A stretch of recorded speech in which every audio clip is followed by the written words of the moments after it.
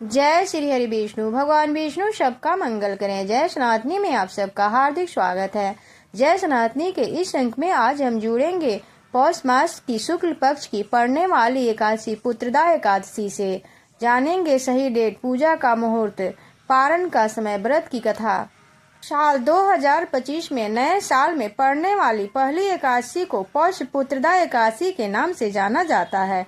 पौष पुत्रदा एकादशी पौष मास के शुक्ल पक्ष की एकादशी तिथि को मनाई जाएगी। पंचांग के अनुसार यह वर्ष 10 जनवरी को पड़ रहा है। शुक्रवार को पूरे विधि विधान से विष्णु भगवान की उपासना की जाएगी। श्री हरि विष्णु को प्रसन्न करने के लिए यह दिन खास और महत्वपूर्ण माना जाता है। शास्त्र के अनुसार पौष पुत्रदा एकादशी का व्रत रखने से मनुष्य को सभी मनोकामनाएं पूर्ण होती हैं। पौष पुत्रदा एकादशी के व्रत का सनातन धर्म में बहुत ही खास महत्व है। ये व्रत हर साल पौष महीने की शुक्ल पक्ष की एकादशी तिथि के दिन रखा जाता है। पुत्रदा एकादशी का व्रत साल में 2 बार रखा जाता है। ये व्रत पुत्र रत्न की प्राप्ति के लिए रखा जाता है। पुत्रदा एकादशी का व्रत से संतान दीर्घायु होती है। यह व्रत करने से और सच्चे मन से श्री हरि की पूजा अर्चना करने से मनुष्य को संतान सुख की प्राप्ति होती है और संतान की आयु में वृद्धि होती है। इस व्रत को करने से परिवार में सुख समृद्धि आती है। भविष्य पुराण के अनुसार पौष पुत्रदा एकादशी के व्रत को बहुत ही खास माना गया है। ये व्रत उन दंपतियों के लिए खास माना गया है जिस दंपतियों को पुत्र की कामना होती है। उन लोगों को पुत्र प्राप्ति के लिए पौष पुत्रदा एकादशी का व्रत अवश्य करनी चाहिए। पौष पुत्रदा एकादशी का व्रत करने से पुत्र की प्राप्ति होती है। इसके साथ ही संतान की तरक्की के लिए भी यह व्रत बहुत ही लाभकारी सिद्ध होता है। पौष पुत्रदा का व्रत करने से मनुष्य पर सदा भगवान श्री विष्णु की कृपा बरसती है और उनकी सारी इच्छाएं पूरी होती हैं। तो ऐसे में आइए जानते हैं पुत्रदा एकादशी का सही तिथि और पारण का समय क्या रहेगा। इस साल उदया तिथि के अनुसार पौष पुत्रदा एकादशी का व्रत 10 जनवरी शुक्रवार 2025 को रखा जाएगा। वही पारण का समय 11 जनवरी शनिवार को 7:15 से 8:21 तक रहेगा। पुत्रदा एकादशी के व्रत और पूजा के दौरान व्रत का कथा का पाठ अवश्य श्रवण करनी चाहिए या सुननी चाहिए या पढ़नी चाहिए। इससे मनुष्य के जीवन से खुशियों का आगमन होता है। अगर आपने इस चैनल को अभी तक सब्सक्राइब नहीं किया है तो कृपया सब्सक्राइब कर लें। सब्सक्राइब करके, लाइक करके, कमेंट श्री हरि विष्णु का अवश्य करें। पुत्रदा एकादशी व्रत कथा श्रवण करते हैं। महाराज युधिष्ठिर ने पूछा, हे भगवान, आपने सफला एकादशी का महात्म्य बताकर बड़ी कृपा की। अब कृपा करके यह बताइए कि पौष पुत्रदा एकादशी का क्या नाम है, उसकी विधि क्या है और उसमें कौन से देवता का पूजन किया जाता है। भक्त वत्सल भगवान श्री कृष्ण बोले, हे राजन, एकादशी का नाम पुत्रदा एकादशी है। इसमें भी नारायण भगवान विष्णु की पूजा की जाती है और चर अचर संसार में पुत्रदा एकादशी व्रत के समान कोई दूसरा व्रत नहीं है। इसके पुण्य से मनुष्य तपस्वी, विद्वान और लक्ष्मीवान होता है।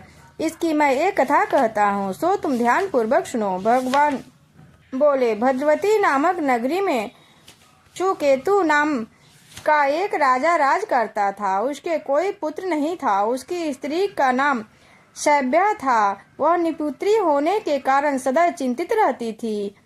सुकेतुमान राजा के पितर भी रोक कर पिंड लिया करते थे और सोचा करते थे कि इसके बाद हमको कौन पिंड देगा। राजा को भाई, बांधव, धन, हाथी, घोड़े, राज, मंत्री, इन सब में से किसी से भी संतोष नहीं होता। वह सदा यह विचार करता था कि मेरे मरने के बाद मुझको कौन पिंडदान देगा। बिना पुत्र के पितरों और देवताओं का ऋण कैसे चुका सकूंगा।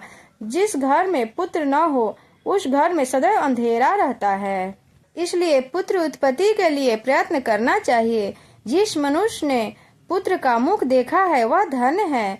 उसको इस लोक में यश और परलोक में शांति मिलती है, अर्थात उनके दोनों लोग सुधर जाते हैं। पूर्व जन्म के कर्म से ही इस जन्म में पुत्र, धन आदि प्राप्त होते हैं। राजा इसी प्रकार रात दिन चिंता में लगा रहता था। एक समय तो राजा ने अपने शरीर को त्याग देने का निश्चय किया, परंतु आत्मघात के महान पाप समझकर उसने ऐसा नहीं किया। एक दिन राजा ऐसा ही विचार करता हुआ अपने घोड़े पर चढ़कर वन को चल दिया तथा पक्षियों और वृक्षों को देखने लगा। उसने देखा कि वन में मृग, व्याघ्र, शुअर, सिंह, बंदर, सर्प आदि सब भ्रमण कर रहे हैं। सभी हाथी अपने बच्चों और हथनियों को बीच में घूम रहा है। इस वन में कहीं तो गीदड़ अपने कर्कश स्वर में बोल रहे हैं, कहीं उल्लू ध्वनि कर रहे हैं। वन के दृश्यों को देखकर राजा सोच विचार करने लगा। इसी प्रकार आधा दिन बीत गया। वह सोचने लगा कि मैंने कोई यज्ञ किए, ब्राह्मणों को स्वादिष्ट भोजन से तृप्त किया, फिर भी मुझको दुख प्राप्त हुआ क्यों? राजा प्यास के मारे अत्यंत दुखी हो गया और पानी की तलाश में इधर उधर फिरने लगा। थोड़ी दूरी पर राजा ने एक सरोवर देखा। उस सरोवर में कमल खिले थे तथा सरस, हंस, मगरमच्छ आदि विहार कर रहे थे। उस सरोवर के चारों तरफ मुनियों के आश्रम बने हुए थे। उसी समय राजा के दाहिने अंग फड़कने लगे तथा राजा शुभ शगुन समझकर घोड़े से उतरकर मुनियों को दंडौत कर प्रणाम करके बैठ गया। राजा को देखकर मुनियों ने कहा, हे राजन, हम तुमसे अत्यंत प्रसन्न हैं। तुम्हारी क्या इच्छा है सो कहो। राजा ने पूछा, महाराज आप कौन हैं और किस लिए यहाँ आए हैं, कृपा करके बतलाइए।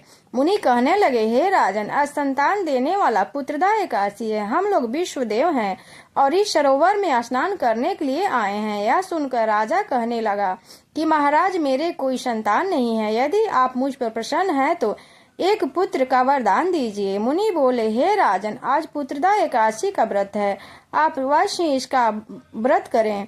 भगवान की कृपा से अवश्य आपके घर पुत्र रत्न की प्राप्ति होगी। मुनि के वचनों को सुनकर राजा ने उसी दिन एकादशी का व्रत किया और द्वादशी को उसका पारण किया।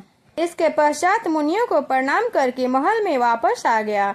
कुछ समय बीतने के बाद रानी ने गर्भ धारण किया और 9 महीने के पश्चात उसके पुत्र प्राप्त हुआ। वह राजकुमार अत्यंत शूरवीर, यशस्वी और प्रजापालक हुआ। श्री कृष्ण बोले, हे राजन, पुत्र की प्राप्ति के लिए पुत्रदा एकादशी का व्रत करना चाहिए। जो मनुष्य इस महात्म्य को पढ़ता है अथवा सुनता है उसे अंत में स्वर्ग की प्राप्ति होती है। पुत्रदा एकादशी का व्रत भगवान विष्णु को समर्पित है। जो लोग इस दिन विधान पूर्वक पूजा पाठ करते हैं और व्रत करते हैं उन पर भगवान विष्णु की कृपा बनी रहती है। शास्त्र के अनुसार यह दिन संतान को सुख समृद्धि देने वाला होता है। इस दिन भक्ति पूर्वक व्रत रखकर भगवान विष्णु का आशीर्वाद अवश्य प्राप्त करनी चाहिए। अब पुत्रदा एकादशी का विधि जानते हैं।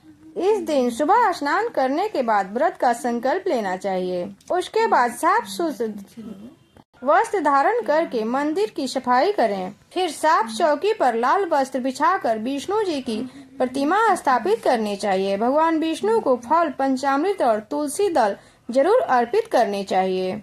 एकादशी के दिन विष्णु सहस्त्र नाम, भगवत गीता, एकादशी का व्रत कथा का पाठ अवश्य करनी चाहिए। फिर ओम नमो भगवते वासुदेवाय का पाठ करना चाहिए।